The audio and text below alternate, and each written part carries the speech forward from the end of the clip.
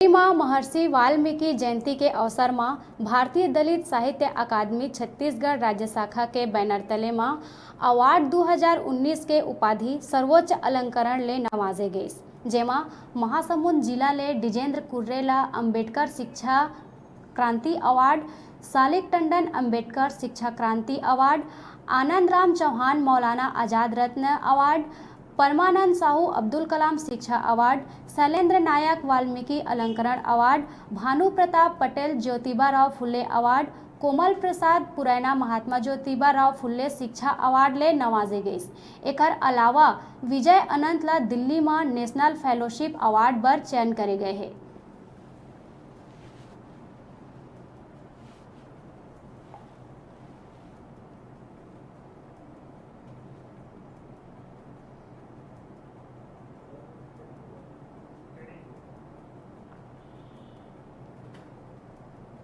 अब अभी बेरा है छोटकुन ब्रेक के बाद फिर लहुटबो। तब तक आप मन देखत रहो आपके अपन चैनल न्यूज़ 36 छत्तीसगढ़ के आवाज़।